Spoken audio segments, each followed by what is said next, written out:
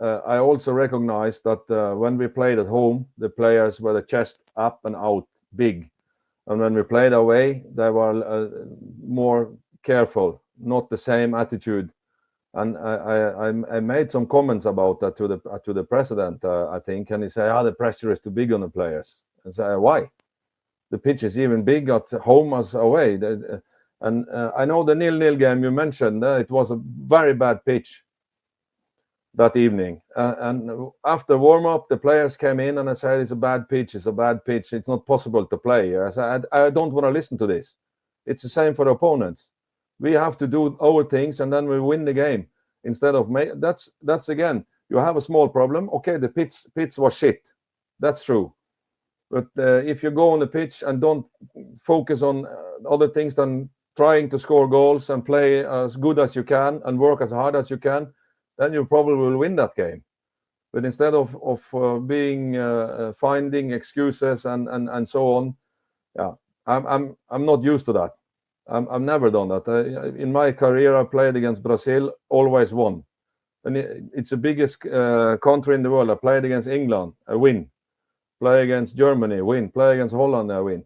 If you go on the pitch and think, Rijkaard, Van Basten, Gascoigne, Baresi, and you can name all those names, I can't win against them, then you never win. You have to have the idea this is possible to do and go out and do it and try to do it. And you played against Ronaldo as well, didn't you? Yeah, I forgot him. Rivaldo. Oh, okay. Yes.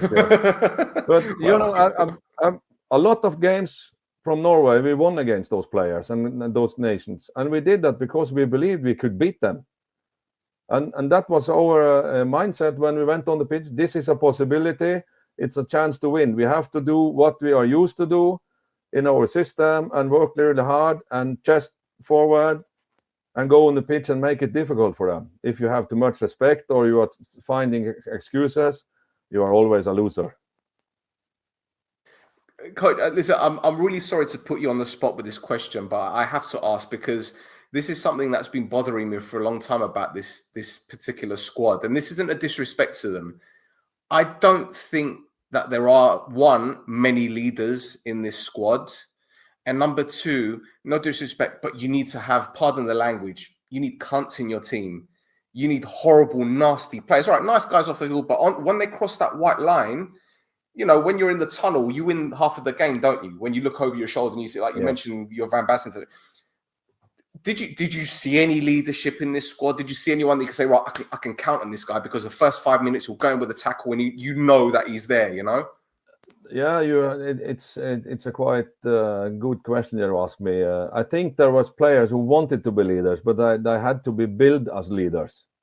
And I think that is also a main problem. And like I say, you have really good players in Omonia, but you have to support some of them to be strong, even if they have a bad game. You cannot destroy them or so on. And that comes from the outside. If the pressure from outside is so big that you are starting to make your leader, your captain, or whatever it is, weaker, then when you are in problems in the game, someone, like you say, have to step up. And if no one step up, then you go down. It's normal. I was a player who always stepped up. I was captain everywhere, and I had to take my responsibility when the team was bad, when the team was winning, to make tactical choices and so on. But you have. When I coach a team now, I'm trying to build as many players as possible to be leaders. If you have 4 leaders, 3, 5 or 6 leaders in the team, it's really good. Only one is not enough, because there's always someone who is complaining, I'm not playing, it's because of him, and searching excuses, and so on it goes. So you have to make your leaders really strong and untouchable. Of course, there is a pressure on them as well. They cannot play shit for weeks. They have to bring the performance, but you have to rely on someone. And when you have a balanced squad, where 25 players all are close to be even good, then you have a problem. Well, I mean, I look at the opponents that we faced, Ajax, you've got players like Pere Pons, Gus Ledes in the middle of the park, who you can tell is a bit of a beast. Jairo for Bafo, beast up front.